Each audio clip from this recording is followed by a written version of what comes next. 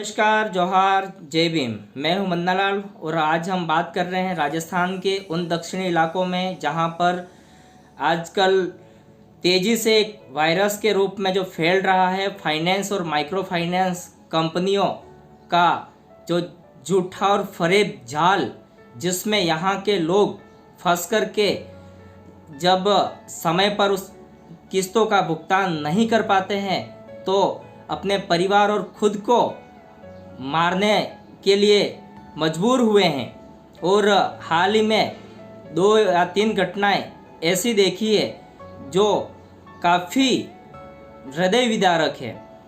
अभी उदयपुर की कोटड़ा थाना क्षेत्र में एक रायसा नामक युवक ने अपने 3 संतान को मार के खुद को आत्महत्या कर ली। इसी प्रकार 4 से 5 महीने पहले प्रकाश नामक एक युवक ने अपनी एक छोटी पुत्री, पत्नी और उसके 3 अन्य संतान के साथ में कुल 6 लोगों ने जान गंवा चुके हैं। इसी तरह हमने एक घटना जो प्रतापगढ़ क्षेत्र की देखी थी, जो माइक्रो फाइनेंस कंपनी वाला युवक जो था उस महिला के साथ में बदतमीजी करते हुए उसकी बकरी जो थी जबरन उससे छीन करके ले जा रहा था और वो महिला जो है वो रोक रही थी उनको।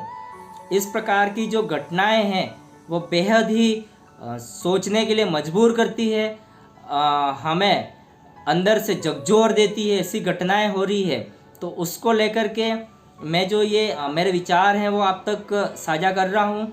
तो पहली बात तो ये है कि यहाँ जो ये समस्या पनप क्यों रही है, तो ये समस्या पनपने का मुख्य वजह तो ये है कि लोगों के नोटबंदी, जीएसटी और लॉकडाउन के बाद में जिस तरह से लोगों के ऊपर एक आर्थिक बोझ जो भार पड़ा, तो वो उससे उभरने में लोगों को काफ़ी सारी दिक्कतें आई, क्योंकि लोगों के पास में छोटे मोटे रोजगार थे, काम धंधे करते थे, वो सब छीन गया।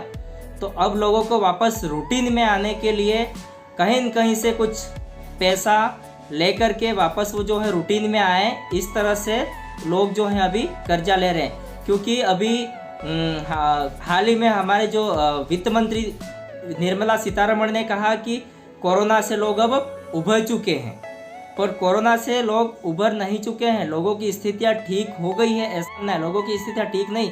अब जो स्थितियां हैं वो बेहद ही शोचनीय है, क्योंकि सरकार के ही आंकड़े बताते हैं कि जिस तरह से आर्थिक तंगी से आकर के कम से कम अभी तक 50,000 लोग जो छोटे कारोबारी मजदूरकश लोग जो हैं वो इस तरह से एनसीआरबी की जो रिपोर्ट है वो बताती है कि जो आत्महत्या करने वालों का आंकड़ा जो है वो दिनों दिन बढ़ता जा रहा है।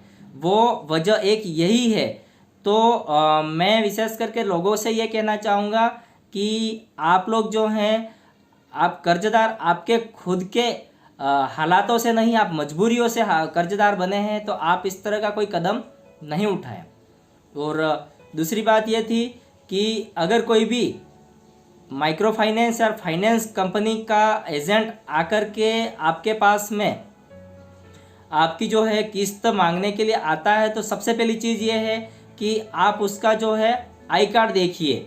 उसके पास में आई कार्ड नहीं है तो आप वो जो है वो फ्रॉड है, क्योंकि कई फ्रॉड ऐसे एजेंट बन के आते हैं और लोगों को कहते हैं कि आपका ये जो है उसमें लोन है और आपको किस्त देनी पड़ेगी। तो बिना रसीद दिए कई लोगों के पास से पैसे इस तरह से ले लेके ये जो है चले गए हैं। तो पहली बात तो ये, और इसके बाद में ये है कि आपके साथ में वो किसी भी प्रकार से अभद्रता नहीं कर सकते हैं। अब इन सब समस्याओं को देखते हुए मैंने जो है कोशिश करी है कि पूरे भारत के अंतर्गत जो शाहनवाज चौधरी भारतीय करके हैं, जो पूरे देश में कर्ज मुक्त भारत को लेकर के एक अभियान चलाया है, जिनके कर्ज मुक्त होने के लिए कुछ नियम हैं वो उन्होंने बताए हैं और जगह जगह जाकर के ऐसे लोगों को मोटिव कर रहे हैं, जागरूक कर रहे हैं और उन लोगों के लिए मदद कर रहे हैं। तो हमने कल उनसे बात करी है और हम लोग जो हैं आपकी मदद हम कर सकते हैं। आप लोग मैं नीचे डिस्क्रिप्शन में एक लिंक डाल दूंगा। जो लोग मेरा वीडियो देख पा रहे हैं, देखेंगे, वो जो है उनसे आवेदन करवाएं।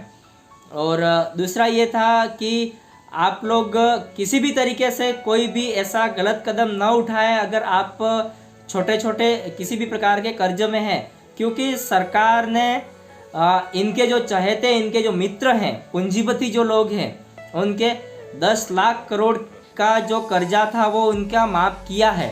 तो आप लोगों का तो किसी के बाइक का, किसी के ट्रैक्टर का, किसी के कोई व्हीकल का, किसी के कोई उद्योग का, किसी के कोई खेती किसानी, किसी के बच्चे को कोई पढ़ाने का छोटे छोटे कर्ज है, तो सरकार को ये जो कर्जा है वो माफ़ करना पड़ेगा।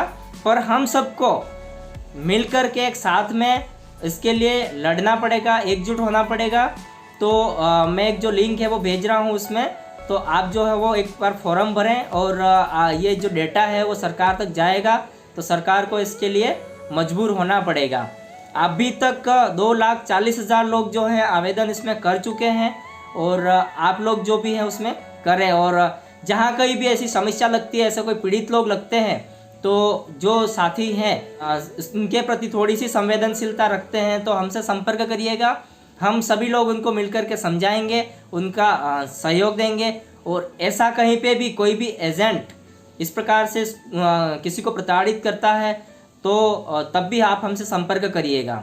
और प्रशासन भी इस मामले को थोड़ा सा संज्ञान में लेकर के यहाँ के इस क्षेत्र में फैल रही है इस बीमारी को और रोकने के लिए अपने स्तर से प्रयास करें तो बेहतर होगा। बस आज के लिए इतना ही। हमारे आगे के इसी तरह के वीडियो देखने के लिए हमारे चैनल को सब्सक्राइब करें, और इस बात को लेकर के आप क्या सोचते हैं वो आप अपनी प्रतिक्रिया हमारे कमेंट बॉक्स में देवें। धन्यवाद।